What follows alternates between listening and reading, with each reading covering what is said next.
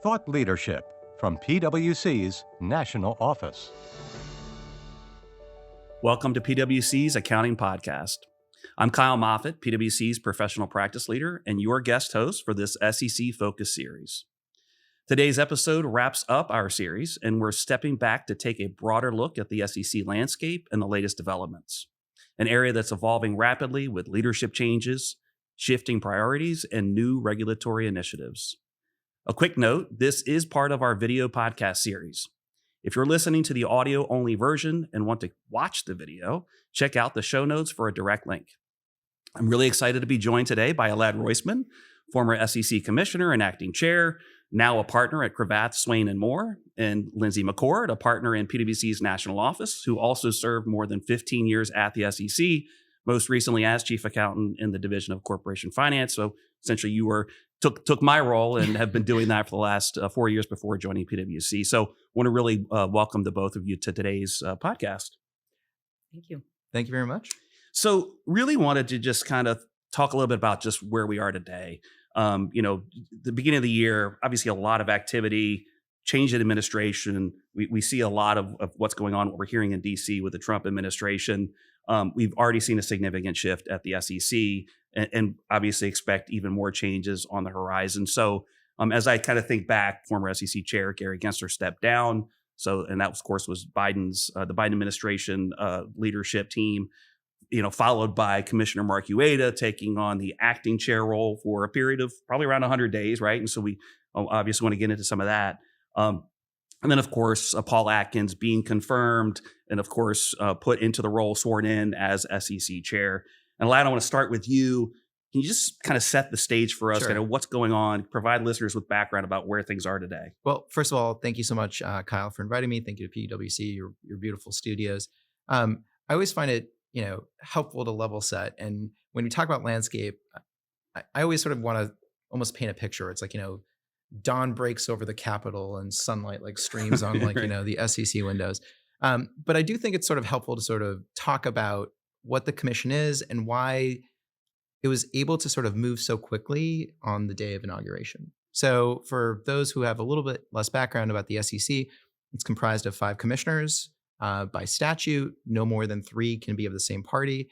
And, they each have or filling essentially a 5-year term. It begins, which are all staggered. So for example, Commissioner Peirce, her latest term began in June of 2020 and expires actually next month. So that's 5 years. And then every commissioner has a term that expires every year. And so the interesting thing is, even after your term expires, you can actually hold on for about 18 more months. So, if Commissioner Peirce decides to stay on, she doesn't need to do anything for the next 18 months to continue. Otherwise, she'd have to be renominated and reconfirmed by the Senate. So the day before the inauguration, the commission was comprised of 3 Democrat commissioners and 2 Republican commissioners. So the majority under Chair Gensler was a Democrat majority. Interestingly, on the day of the inauguration, it went from a 3-2 Democrat majority to a 2-1 Republican majority. I say that because it's pretty unprecedented. Usually what happens when there's a new administration come in, the chair steps down and you're left with a 2-2 tie. Yep. And the reason that's important is because when you're essentially waiting, if you're in the effectively the new majority, till a new chair is there to have the votes to actually carry out major policy decisions. Here, they were able to do it on the first day. And in particular, you were talking about 2 commissioners who have been former staff and commissioners for a while, so they knew what they could do relatively quickly. So to say it was a brand new day is pretty accurate. Yeah. When you think about where things are right now, right, with Atkins in the role, he's been in the role for 2 weeks. And so absent, right, what happened, right, with this 2-1 of the Republican majority, you really would have been sitting and waiting, right? We wouldn't have seen really all this activity, this flurry of activity over the last whatever number of days.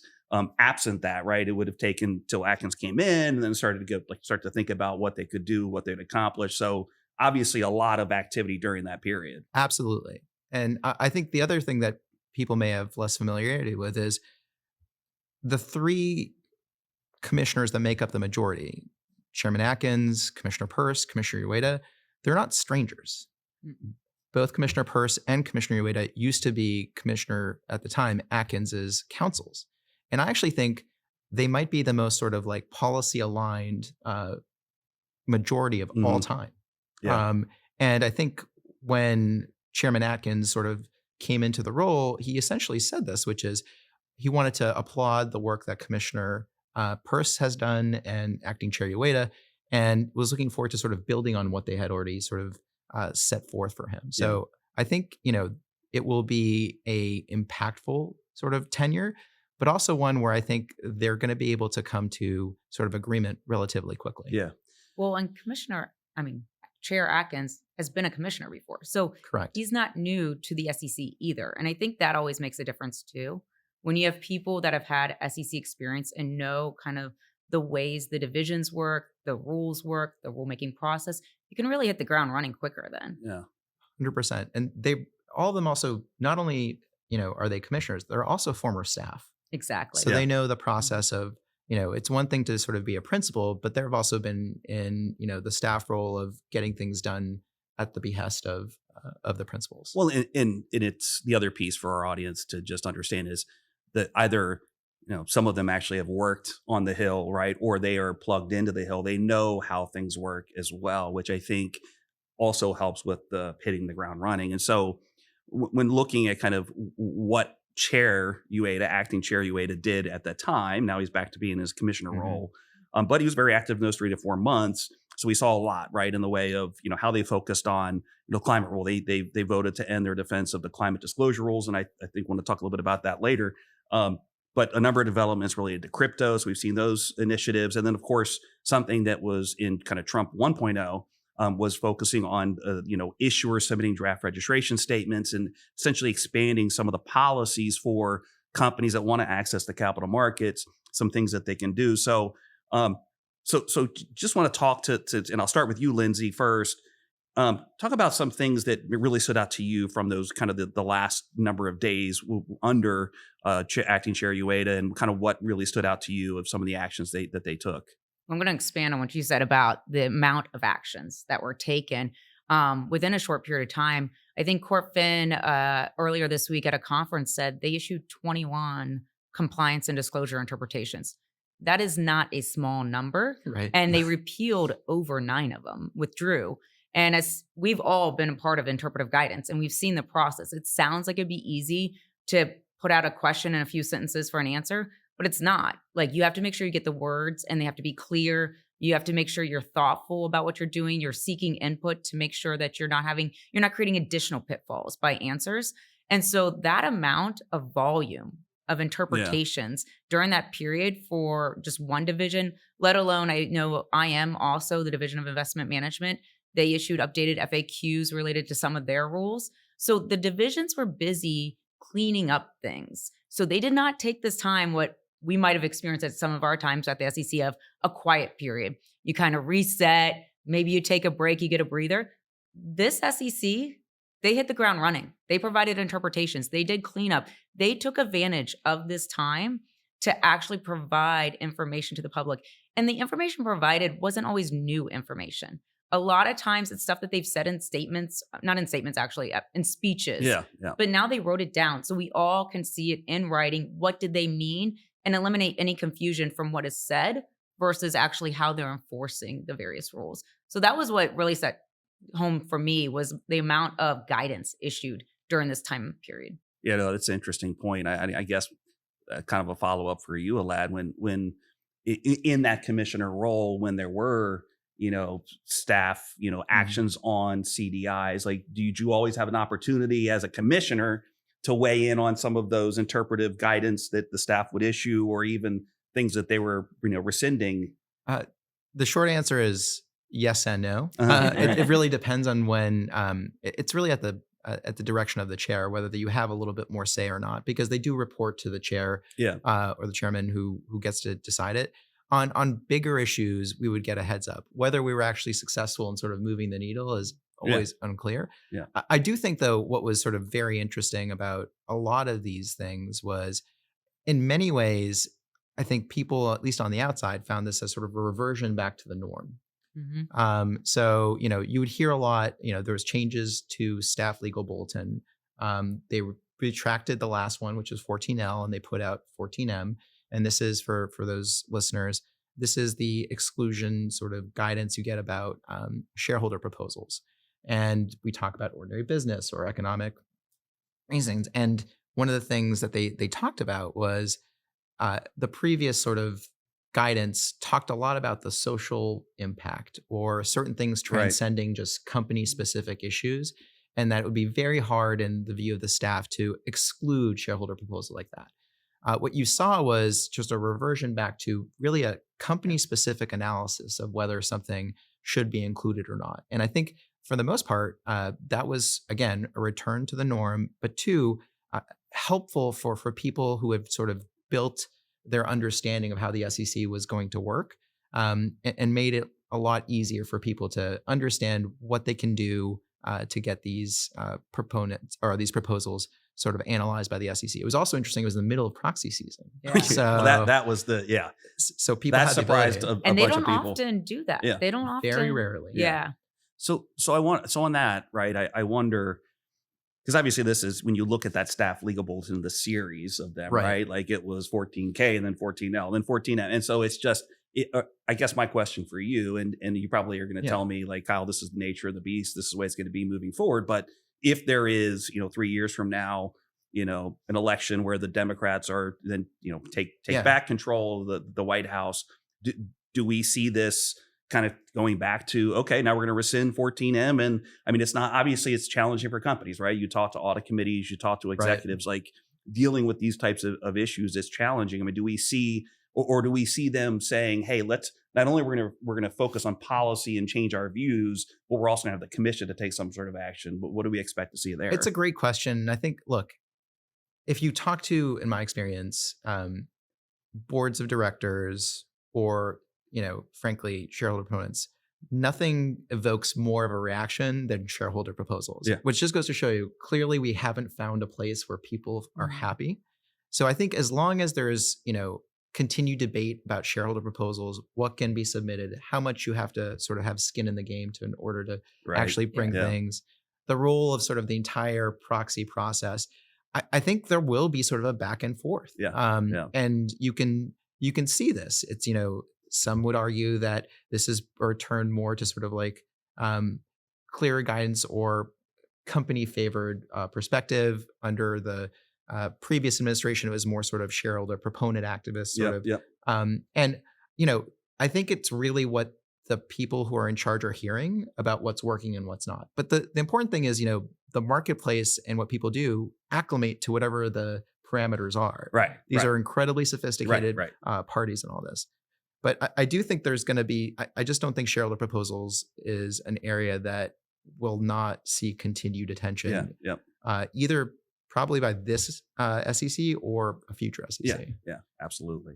Well, Kyle, I think it's important to remember, we said kind of returning to norm was kind of this 93 days or whatever it was that Mark Ueda was acting chair. If that's the norm that we've all were used to, is it going to flip-flop as much going forward? I mean, the SEC has provided guidance, has done things like that for years. So some of what we saw done, it's not a guaranteed it would change either, if that's how the SEC traditionally was practicing for several years across multiple administrations. I mean, I think that's a fair point. I do think shareholder proposal is always going to be it's always going to be on the top of the debate. list. But there's other things that were done during that time that was really just very standard SEC related. The one concern I think we always have, and I feel like I haven't lived in Washington my entire life, but I have been here a good amount of time. It's really hard to go back to the norm, because once you see someone do something, there's always pressure to say, well, if somebody did that, then I should be able to do that. And it somewhat becomes a one-way ratchet. So it'll be very interesting to see sort of, I think, as we mentioned, Chairman Atkins has been at the commission, on and off for 30 years, essentially. So he knows the place, he knows the people, he knows the ethos. How he sort of views the historical norms will be really interesting to see going forward. Yeah, absolutely. So I guess I'll kind of close out this piece here and this part of kind of what stood out to me. And then obviously, if there's anything else you guys want to raise, certainly welcome that. Really, for me, it's just the effort and focus on crypto, right? And so you look at rescinding SAB 121, and that essentially was a staff position or staff view on custody of crypto assets, and essentially required a number of companies to actually put those assets on their books, on their balance sheet.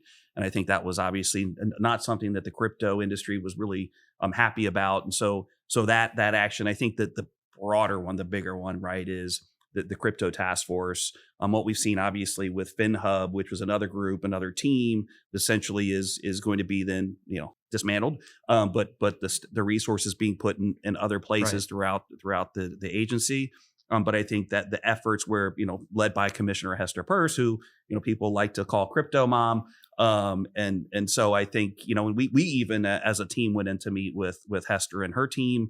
Is a really fascinating engagement with them, just the level of interest and how open they are for those types of conversations, and saying, really saying, hey, here are the challenges with custody. Here are the challenges with audit. Here are the challenges with doing anything in this space, right? Like, you really need to be thinking about, the gap requirements. You're going to be thinking about audit requirements. So engaging with all stakeholders, I think to me, and seeing that openness and willingness to do that, I think, and obviously all the roundtables that they've held, and I can't even watch them. But I don't, there have been so many of them, but I've seen a couple of them. But I do think that will be an indicator of what we'll see ahead. So, any other topics you guys wanted to mention that stood out to you during UAIDA's tenure before we kind of switch focus to what we might see? As we talked about, it was an incredibly prolific sort of tenure for him. I think he will go down as one of sort of the most impactful, I'd say, acting chairs. Don't discount yourself. Oh no, he's way more impactful. But even things, if you think about the one thing I would just sort of add to this is the CDIs on 13D and G. Yeah. Which had a very big impact, I think, for our public companies, because it essentially dealt with an issue that, at least under, I think, acting chair UAIDA's mind, was well understood for a long period of time, which is, when do you cross that line from being sort of a passive investor, which is, if you're a large investor, 5% holder, we're talking about large asset managers. You're passive, you're a 13G. You're active, you're a 13D. And it relates to, trying to exert control or influence. Most people would say fairly innocuous CDIs. And what happened was, you actually caught the attention of large asset managers. Oh, yeah. And it many of them sort of took a pause and said, wait a second, have we crossed a line? We don't think we have. How are we going to sort of ensure that we, continue to do what we do, but at the same time are mindful of this sort of extra, clarity that's been provided? Yeah. And so I think that's been an incredibly impactful one. We'll see how long, or, what changes actually come out of that. No, I like that you mentioned that one, because that was one that I know that I had heard from a number of securities lawyers, right? Of like, okay, wait a second, and then of course that, like you said, the asset manager, it just the impact, but then the willingness of, I think, UAIDA and team to also like hear the reactions, like, hey, here's the challenges with some of these views, and so then engaging and being open-minded. I think hopefully we see more of that under Atkins moving forward. So let's turn to that, and just to focus on what we expect to see. We've obviously heard a lot so far from Atkins, and I do think that we've heard over the years a lot from Atkins, and so I think he's obviously been critical of the climate rule. He's been critical at times of the PCAOB. I think we haven't really seen that lately, right? Because it's kind of where it is with respect to reconciliation. And I don't think we're going to spend much time on that. But if we think about kind of like what companies should be thinking about, what should they be preparing for? What should they expect to see from Chair Atkins? I think he's been at the commission for a little bit over a month or so, and a lot has already happened. And I think what I've been impressed, if you just look at even his last speech at SEC Speaks, it's the way I think he approaches things, which is very methodical. He gives the history of how we ended up here and the need for the commission to stay an important cog in the economy, but realizing that it needs to also be conscious of innovation and not hinder it.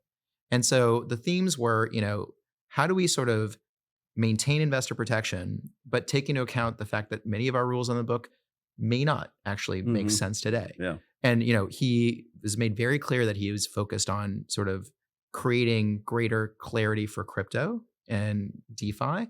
I think, Commissioner Peirce, as you said, has had a lot of sort of already momentum in this space. And I think he's going to focus on that. I do think also, just in general, he's no shrinking violet, and you can pretty much see what there's a body of work of how he's sort of approached things and viewed things. So I think generally, on enforcement, he's made it clear that SEC enforcement's going to continue and it's going to be robust. He's looking for individual accountability. He's looking for, especially retail fraud, but also not necessarily looking for gotchas. Yeah. So I think that's going to be sort of one of his sort of central themes. One of the things we also saw, Alad, and I'm just curious your take on this, is, a number of actions that, when you take a step back, you'd look and say, all right, well, some of these, like, let's say the actions against the CISO, right, for cyber events, using certain provisions of the federal securities laws to essentially try to throw a charge at a company for something that maybe didn't really seem to fit the mold for that particular violation. I mean, internal accounting controls, maybe? Internal accounting controls is the good example, right? So I just wonder, like, what you expect to see from, Atkins kind of enforcement team on that. One thing we all acknowledge, being former staffers of the SEC, it was not a staffer's decision to bring these cases. It's ultimately the commissioners who have to vote on this. But what I think we heard even this week from sort of enforcement folks is we expect to be put through our paces. And, if we're thinking of a charge, we're going to have to think about, how does this tie to the statute? How does this tie to the rule? What's the precedent? And we expect to be, challenged to make sure it fits. But again, they are not closed for business. They are going to continue to sort of bring cases and important cases. There are things that you want to think about, like the corporate penalty statement that Commissioner Atkins, was part of from almost 20 years ago. I do think that there will be, again, trying to focus on fraud, individual accountability, and I think important sort of structural or sort of key market infrastructure cases. The truth of the matter is, and we all know this, cases take years to get through. Yeah. So the cases that are being brought today were started years before. So what we're going to see is there's going to continue to be, more and more cases that probably never even started under the current chairman. Yeah. So Lindsay, what did you hear? I mean, obviously you went, Alad's, referencing the SEC Speaks, and I think I always say to people, Alad is the reason why the enforcement panel answered that question about right. Well, because we got to have the right moderator, right? But I think when you think about SEC Speaks, right, it is. I mean, you've spoken, so it's obviously a great way for the SEC to kind of get their message out. And I think it's interesting, right? In this, with respect to this, at the beginning of an administration, right, it's going to be broader, high level. Hey, here's what we're going to do, kind of a principles or kind of broad approach, right? And then I think over time, like next year, I would expect we'd see more kind of like detailed comments from the various people who are leading the offices and divisions. Obviously, that's something that Chair Atkins is going to be doing, is building his team. But I think right now we have a lot of people in acting roles and kind of, hey, let's stick to this message of, hey, here's what we're looking to accomplish, high level, we want to engage. What did you hear at SEC Speaks, kind of the messaging from whether it's the commissioners, whether it's Atkins, or even some of the staff? So there were a few things that I took away from that conference, and just actually from just the statements. Atkins made it public, his first town hall with the division staff, the agency staff. So we got to see firsthand what his messaging was to the people and what the priorities he was going to have. And so we all know that the agency, the SEC's rulemaking agenda normally comes out twice a year, spring and fall. We're about a month, sometime in the next month, we'll see the spring. Historically, with the change in administration, that reflects the old administration's agenda. And so we've now gotten a snippet of what is Atkins' agenda. So that way, when that comes out, you might be able to identify what is not on his agenda and kind of put together what is Chair Atkins' Do agenda. we think that this agenda will just reflect the old, or will it reflect what UADA was looking to accomplish? What do we think this next agenda will look like specifically? a Like, what's the mix. expectation? A mix? I think it could be. You know, Because timing is always the weird thing, right? It's like correct. you send it over to the Federal Register or whomever, right? Like everybody's gonna look at it, right? Then it goes to Federal Register for publishing, and it's just like this whole. But it takes a while. It can take months before it actually gets published, so it's unclear, I think, whether Chairman Atkins had a chance to sort of pine it. But I think it'll be pretty clear, like what I would say is like either Chairman Atkins or Acting Chairman Ueda's viewpoint and what former Chair Gensler's viewpoint is. Right. So Right. So I would expect to, if there's a lot of things that were still on the previous sort of agenda that continue, it seems pretty clear that it's probably not the current commission's viewpoint. But we now know that this crypto roundtables, that is not there just to gather information. Chair Atkins said he has directed the staff to start developing the rulemaking and the regulatory framework, which is great. I mean, it's great that he's come out. He said, this effort that we're doing here, it's not just stopping here. It's not stopping with the guidance. And in fact, instead, we might repeal some of the guidance because we're going to have rules at some point. Like once the rules are in place and we all know what the lay of the land is, we're going to have the guidance will no longer be necessary. So we know that that's going to be something that would be on the rulemaking agenda for Atkins. We also heard about the executive compensation roundtable that was announced a week from today. Last week it was announced. And as someone who might have been there at the SEC during some of the last few executive compensation rules, it is great to hear that the feedback that was heard over the last few years about executive compensation and how detailed and maybe lengthy it's become, that the SEC is open and they're going to do these roundtables to hear from the various public, like I think we'll hear from the various law firms that are very heavily involved in executive compensation. We hopefully will hear from investors, but also issuers. What are the struggle with the disclosures? And that's a good balance. You want to hear from all those parties to make sure you're getting a good balance. And I think some of the things also being directed is Chair Atkins provided in a statement some questions to consider, besides what is right, what's going on well, what is not, what is burdensome. It's also the staff needs to think about, the SEC staff, how is compensation packages being developed at companies? And that's a big question. Yep. Well, I love that you brought that up because it allows me to ask both of you, but specifically Alad too, some questions on the topic, which these are, a lot of questions I'm going to ask are unplanned. So they're all going to shock you and surprise you. So on that, right? Like, I think, Lindsay was pinging me during the sessions, and I was out in Detroit, and she's pinging me of like what's going on. And I'm like, oh, great. I can talk about this, right? Exec comp roundtable. And then I started thinking about it. I'm like, well, okay, like there've been a lot of requirements over the years, some predating, the Dodd-Frank Act in 2010. Mm-hmm. And then of course, Dodd-Frank that basically said to do all of these things. And then of course it took time because nobody really wanted to take it on. And it probably sat on the back of the agenda for a lot of chairs. And then, of course, Gensler went in and tackled it at the prodding of Senator Warren. So we have all of these various requirements. And so people for the audience, pay versus performance, CEO pay ratio, all the tables and charts, like, as you think about it, like, where do they begin and what can they do? Like, is there anything, are they saying, hey, we're going to undo things, or do we think about how investors are thinking about the information they need and tailoring those disclosures and what was initially the hopes and dreams of whoever crafted the Dodd-Frank bill, which we know who, but all the people behind the scenes, right? What do we expect we'll see on exec comp? Well, I think the first thing I just want to highlight, which I think is a credit to Chairman Atkins, is he's doing a roundtable. He's saying, I don't know exactly. We have questions here, which I think would benefit not only the commission, but the public. Please come and engage. And to Lindsay's point, it's not just lawyers, it's not just issuers, it's investors. What are you using with this information? Is it, actually digestible?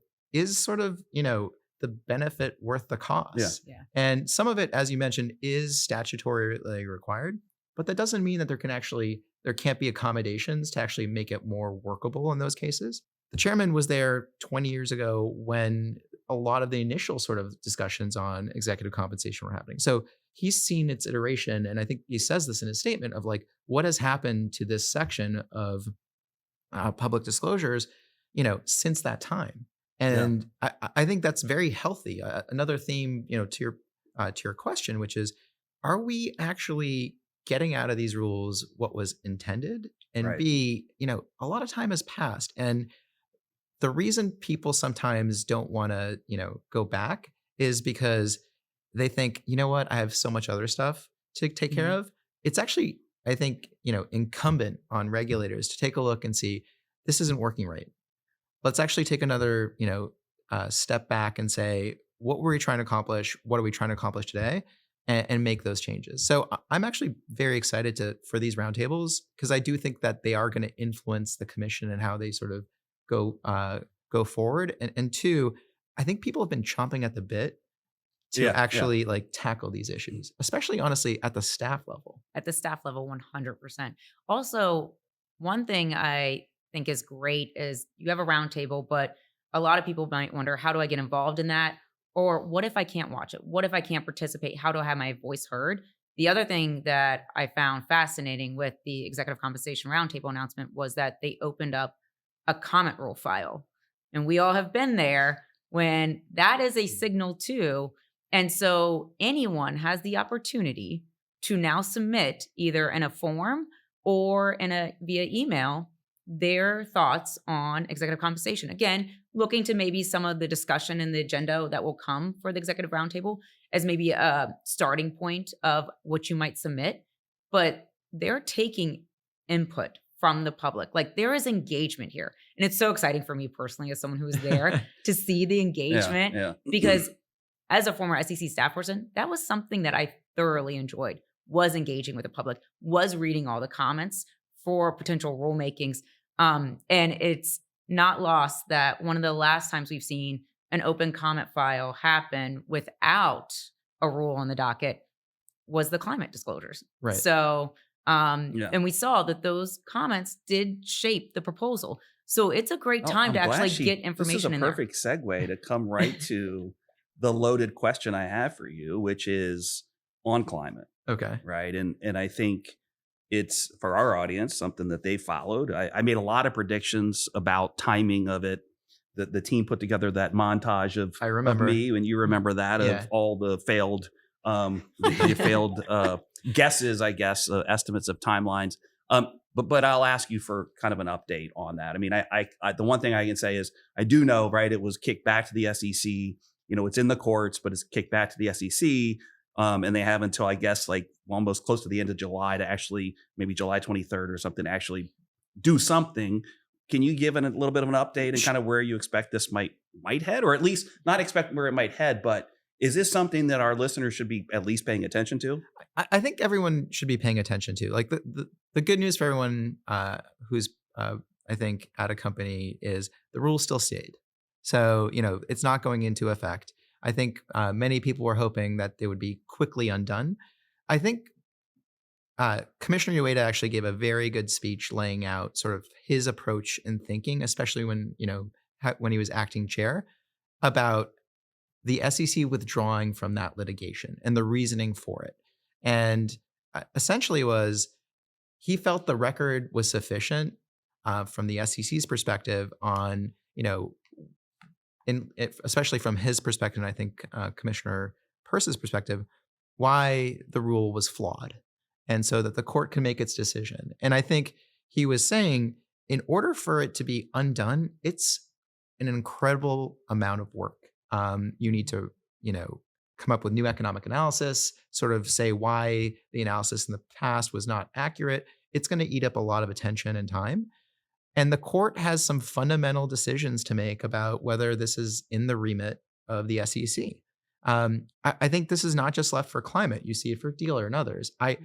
Some in sort of the bar have asked, it may be sort of the legacy of the previous chair that maybe not even the rules that, he finalized. It's actually be the court decisions on these rules and how they're going to impact future SEC rulemaking. Certainly on this one, there may be a further narrowing of the SEC's disclosure powers or remits, and what they must do under the APA. I personally always find it helpful when courts step in. That's their job. Yeah. If regulators go too far, it's important for them to understand why they went too far. Yep. But this isn't over. And I think we'll continue to get signaling from the SEC on how they're going to approach this. Because I know I remember the montage well, Kyle. But I do think that, we're not done yet. Yeah. No, that's fair. And I think, look, as you take a step back and think about like kind of the SEC and what they're focused on. And, you obviously have a number of these, rulemaking is obviously where they focus, but it takes a long time. Right. And so, obviously climate took a very long time to get to what the finish line to adoption. And I think what we've heard and just curious from kind of both of your perspectives of, we've heard from the Trump administration, look, for every rule that you want to actually propose or adopt, you better rescind 10. We've also heard that there's going to be a concerted effort by this administration to weigh in on rulemakings potentially. You talked about kind of maybe some court issues, maybe little hamstringing or whatever the word is, the people, the SEC's ability to propose and adopt new rules. So do you expect it to be, setting aside crypto, right? And maybe some governance matters. Do you expect them to be very busy with some of the other areas of, like, let's say Regulation SX and SK, we think about financial statements or MD&A, do we just expect them to kind of take a light touch to it? Well, what do we expect over the next few years? I was going to say, I don't think we're going to see a light touch. I think that capital formation is one of the three principles and part of the core mission of the SEC. And there are so many things you can do for capital formation. And the Division of Corporation Finance laid it out there this week. They have a laundry list of things that they are thinking about the SEC staff. They're looking at filer status. They're looking at EGC status. The thing that I took away was emerging growth company status, yes. Right? So basically, and you were telling me this earlier, of just like, hey, yeah, they're looking to extend the ability to, to 10 years, right, for not having to have an audit over internal controls over financial reporting. So essentially extending it, the EGC, for the 10-year period. Currently it's 5 before you exit. So I think that's very interesting. And there's other disclosure. And there's other disclosures too, like right? Related to governance, right, for emerging growth companies.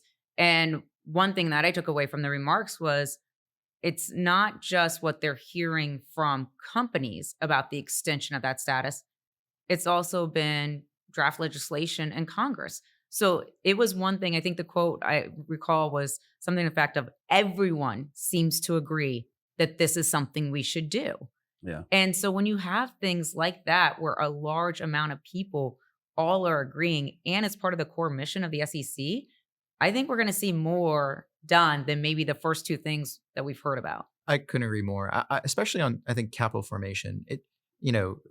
Chairman Atkins spent a good amount of time talking about how do we get capital deployed to small businesses, and why aren't the current sort of frameworks being as successful as sort of initially envisioned. And this is impacting, we're not talking about the biggest companies in the world. These are small businesses. And I do think that I really believe small businesses drive America, and, they become medium businesses, large businesses, and then the everyday companies we think about. So I do think, that's going to be certainly an area of focus. He's also indicated in some of his statements that it's not just going to be in Corp Fin. He talked about, let's revisit things like the consolidated audit trail. Does this make sense in other places? Private funds, access by ordinary sort of Americans to private equity and hedge fund products. And he made this very clear, with proper investor protections, right? Mm-hmm. But there is new investment opportunities for people, and it's sort of a holistic view. I think one of the problems people often face when you're tasked with, coming in new is, how do I sort of right the wrongs of the previous sort of, regime in many people's minds? There are things you have to fix in people, when you're at that position, but you're forward looking. Right, you have to think about, like, here are issues that I think have been, languishing, and how do we sort of move forward? Right.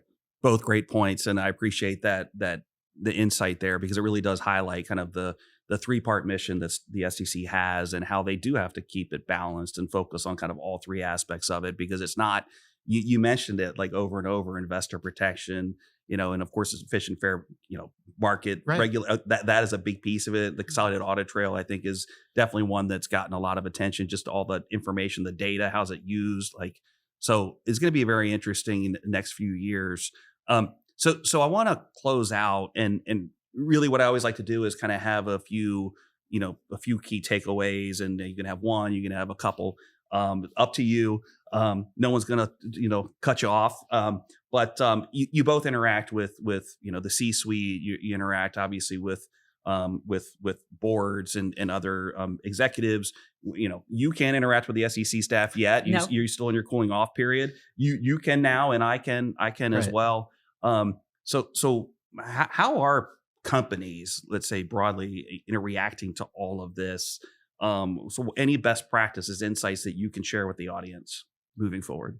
So I would say, he might steal your good ideas. I don't want to. Yeah. I'm sure we have multitude. I agree. And I think we think very similarly. I think the first thing, companies are happy to have, I think, a little bit more clarity about the direction of travel. And I think that's really big, because any company we all interact with, certainty is paramount, right? Absolutely. You can't run a business. Absolutely. So I think one of the things that's very helpful is a lot of these issues that, the chairman wants to take up, he is raising them and saying, in speeches or in roundtables, these are areas that we're going to focus on. Would love to get your input. I wasn't always advising people over the last several years to go in and talk to folks. I am encouraging people now, because I think they have things that they want to point out, and areas that they would love the SEC to think about. And I will tell you, just from my interaction with the SEC staff, even just this week, they're very excited to sort of tackle some of these issues. And someone told me this: I wasn't thinking big enough. And I found that really encouraging, because one thing people don't really realize is the people who work on these rules have more information about how these are impacting, issuers, investors, intermediaries than anyone else. They've heard it all. They're now able to use that information, inform the chair, put together roundtables, ask questions, and build a record to see how do we sort of improve the marketplace for everybody. Again, not one constituency over others. It's always a balance, as we talked about. But I do think that that's an area where I think, to Lindsay's point, the executive compensation roundtable has a comment file. It'd be great for people to sort of comment, whether you feel comfortable as a company doing it or you want to use a trade or something else. Here's your opportunity. Absolutely. So I would say go in with that. I think the other thing people are trying to figure out is really what the chairman intends to sort of focus on. And he's only been at the job for a short amount of time. He's been very transparent about what he cares about, but I would expect that to continue. And people, I don't think, will hopefully, they won't be shy about going in and telling them about, how they see the world and what could be improved. Lindsay? So I think what we've echoed multiple times is that the list that might be on the table now of what the SEC might do in this new day, it's long. And the one thing that I recall hearing frequently in the last administration was companies are tired because it's been a heavy pace of rulemaking, FASB initiatives, PCOB initiatives. There's a lot out there that has gone on in the last few years that you're implementing if you are a company. And then with their advisors, and advisors are getting stretched thin. And so if we're hearing that there's still a lot of things ready to come, and maybe they're more favorable things for companies, it still doesn't mean you don't have to have a plan in place. So my recommendation is people need to monitor. I'm sure they've already had processes in place for how to monitor, but don't give that up now in this new administration. Continue to monitor, and exactly what Elad said of, providing input, figure out how you want to provide input. You may find as a company, as an audit firm, as a law firm, there's issues that are more important to you than maybe others. And so maybe those issues are the ones that you're spending the resources to actually provide commentary, to get involved, to engage. Others, you're maybe using a trade association. Others, maybe you're talking to your peers. maybe dividing it amongst that. Like, you need to be creative with your resources when you are restrained. Yeah. And so that's the one thing is, don't stop monitoring what's going on. It's going to continue at a heavy pace. And the good thing I would say about this heavy pace of potential rulemaking or interpretations is Atkins has made it clear his focus is on rules that are going to be smart, are effective, and clear. Transparency is mentioned multiple times from the staff now. So hopefully that means implementation could also be a little bit easier on companies, and maybe less of the like need for 21 CNDIs after a rule. Yeah, a rule's adopted. No, I think those are great points. And I kind of, as I reflect, right, I think back to, and look kind of at your years of experience, my years of experience at the SEC, and that we all, basically you're serving the public, right? And so we as CPAs, we're serving the public. Yes, absolutely. And that's our priority, and that's how we think about our roles. And it's interesting because over my career, that's pretty much been the approach of every chair that's led the SEC is, open for business, engaging. And I think it's nice to see that Atkins is, really putting the message out there. Hey, please engage with us. Ready to have these conversations. And I think, look, irrespective of the side of the aisle that you're on, engaging with the public is what their job is. And I think it's good to hear that message kind of being kind of repeated loud and clear. So with that, anything else that you guys wanted to add and wanted to interject? Someone once told me when I moved here, and it didn't hit till I sort of lived this, which is if you're not at the table, you're going to be on the menu. Yeah. So or at the table. So you have to sort of be engaged, whether you're pro something or against something. This is one of those places. Find a way to get your message out there, because otherwise, people are going to make uninformed decisions. Yeah. Well, thank you both. Really do appreciate your time, taking the time. And I think, look, it's going to be very interesting to see what happens, not just in the next few years, but obviously in the next few months. And so I think in my mind, I'm like ready to do the next one with you two. I think once we see an agenda and we start to see things build out. So maybe that's kind of what we'll plan to do another one of these to give people an update in a number of months. But really want to thank you for spending the time with me today. Thank you. Thank you so much. Thank you.